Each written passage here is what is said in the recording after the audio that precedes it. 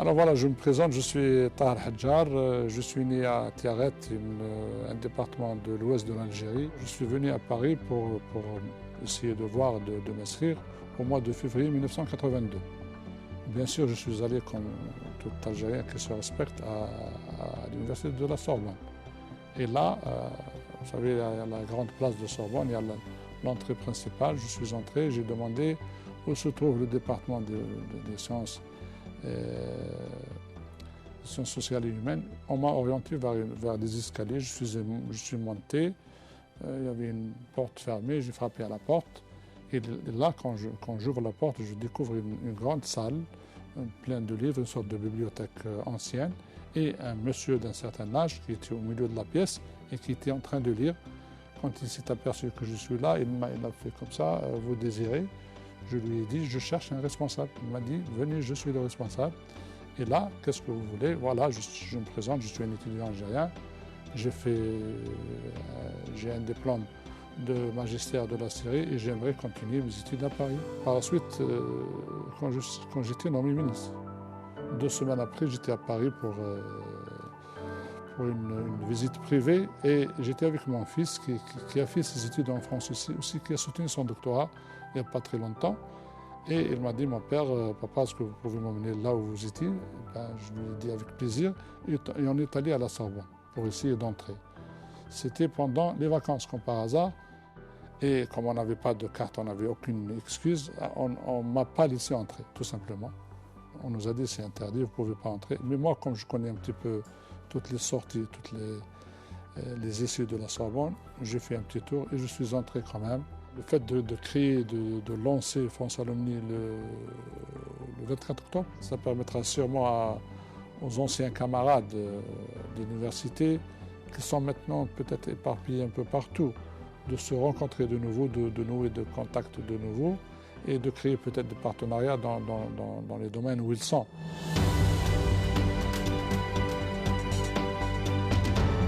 Je m'appelle Mihoubi Ilyas, j'ai 32 ans, je suis marié. J'ai terminé mes études à Alger en 2006, donc j'ai fait un cursus à l'Institut national du commerce d'Alger. Et la même année, je suis parti en France pour poursuivre mes études en post-graduation. Comme j'étais un petit peu pris par le temps, je n'ai envoyé qu'un seul dossier de candidature, donc c'était à l'université Montpellier 3 et j'ai eu la chance d'être accepté. Donc j'ai fait une année de R3, donc j'ai refait une année de licence au niveau de l'université Montpellier 3. Par la suite, j'ai fait une année, donc mon master 1 au niveau de l'université Montpellier 1. Ensuite, j'ai candidaté pour accéder au master 2 management des technologies de l'information et de la communication au niveau de l'Institut d'administration des entreprises de Montpellier. Et j'ai été pris, et je crois que j'étais le seul, on va dire, non-français dans la promotion. Et donc c'était pour moi un vrai challenge de faire cette formation et de l'avoir obtenue en fin de compte en 2009, année de ma post-graduation. Voilà.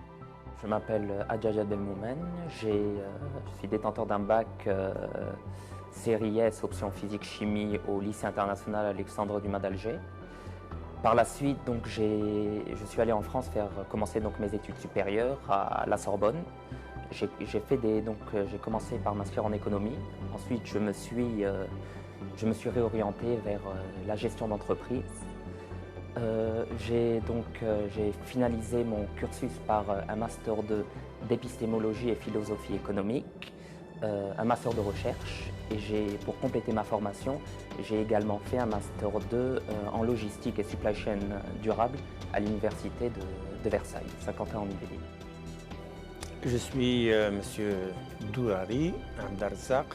Je suis né à Tizi Ouzou, grandi à Tizi Ouzou, fait mes études à Tizi Ouzou. Ensuite, j'ai fait une licence d'anglais à l'université d'Alger. Après ça, j'ai fait un magistère de linguistique arabe à Alger. Et enfin, j'ai eu la chance d'avoir une bourse de formation doctorale en France où j'ai fait l'université de la Sorbonne Paris 3. Donc j'ai eu mon doctorat en sciences du langage, analyse du discours plus particulièrement, en 1993. Donc j'ai soutenu en juillet 1993. Je m'appelle Amina Kara Mechoti, j'ai 33 ans. J'ai fait une école de commerce à Alger, EHEC. Par la suite, j'ai démarré en marketing stratégique d'entreprise à la Société financière internationale, l'IFC, à la Banque mondiale. Donc un environnement interculturel qui m'a poussé par la suite à faire une carrière à l'international. Et j'ai décidé la France, faire une école de commerce, Toulouse Business School, une ligne rose et aussi une ligne aéronautique où j'ai commencé à y travailler, où j'ai même évolué. J'ai occupé plusieurs postes en communication, en gestion de projet et en système d'information. Ce qui me frappe, c'est la culture générale. Ce qui me frappe, c'est le savoir, c'est qui est là, qui est présent. Ce qui me frappe, c'est absolument l'accès à la culture qui est ouvert pour ces étudiants. Et en fait, cet accès à la culture leur ouvre l'esprit. Les alumni viennent avec leur simplicité, avec leur humilité, avec ce qu'ils ont appris, avec leur envie de faire, leur envie de changer, leur envie de contribuer à travers des savoirs qui ne connaissent pas de frontières, à travers des savoirs qui sont universels. Vu qu'on a eu la chance, je pense, d'avoir deux cultures, comme on est au lycée Descartes, il y avait plusieurs nationalités, qui a fait qu'on a appris à respecter l'autre, à connaître un peu la culture des différents pays qui étaient représentés, qui étaient au niveau du lycée Descartes. Ça nous a ouvert beaucoup d'horizons. La première chose qui m'avait marquée dans cette école-là, au-delà du fait que c'était une école d'art et qu'on avait un code vestimentaire particulier, c'était qu'il y ait, pour moi j'étais partie en France, et qu'il y ait des Asiatiques, des Japonais, des Péruviens, des Anglais, des Allemands. Et pour moi c'était extraordinaire, c'était la première fois que voilà, je pouvais être en contact direct avec d'autres nationalités.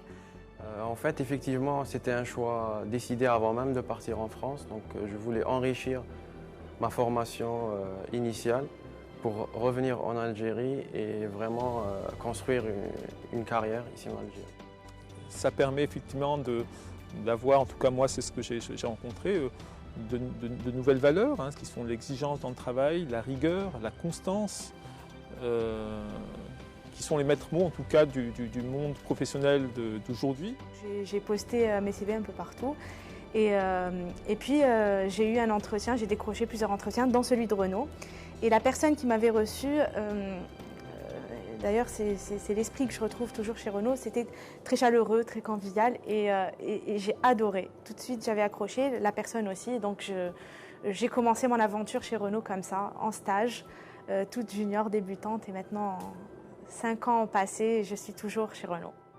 Le fait d'avoir passé 3 ans en France pour faire des études supérieures en France m'a fait gagner en termes de carrière une quinzaine d'années.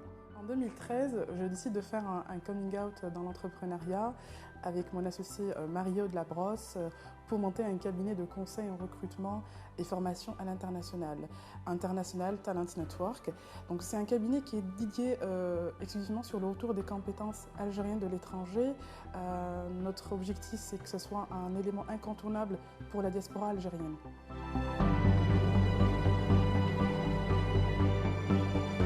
Le lancement de France Alumni est pour moi une excellente initiative qu'on attendait pour pouvoir mettre la lumière un peu sur ces parcours-là, les faire sortir de l'anonymat, raconter de belles histoires, des histoires qui ne sont pas des contes de fées, qui sont des réalités. C'est une excellente initiative car elle va permettre en fait de mettre en relation différents étudiants ayant étudié, ayant des formations différentes et donc ayant des compétences différentes et ça va permettre lorsque un étudiant veut par exemple entreprendre ou monter un projet, il pourra trouver en fait les compétences dont il a besoin pour pouvoir ensuite se développer. Donc c'est très intéressant et ça permet d'entreprendre beaucoup plus efficacement puisque le dialogue et entre alumni, on se comprend beaucoup plus facilement, c'est évident. Avoir une vie associative ou une vie sociale avec des gens qui partagent les mêmes valeurs et parfois on ne sait pas où ils sont. Donc le fait de mettre ces gens autour d'une plateforme où ils vont pouvoir se rencontrer, avoir des activités ensemble, va certainement créer une dynamique extrêmement intéressante et ils vont être aussi les ambassadeurs de ces valeurs que j'ai citées. Moi je pense que ça ne peut apporter que des choses positives. C'est des enrichissements, le fait de se retrouver, des cercles d'idées. C'est très important. C'est comme un forum, c'est comme un lieu de rencontre, c'est comme un moyen de partager des idées et pas seulement des souvenirs, parce qu'on en a aussi. Nous étions, nous sommes et nous serons toujours une grande famille et unie. Voilà. Ceux qui ne sont pas aussi artistes m'intéressent peut-être plus parce que on peut trouver des pistes d'échange et de synergie, ce qui vont m'apporter ce que je n'ai peut-être pas, ce qui va peut-être me manquer dans ma pratique professionnelle. J'ai hâte que ça commence.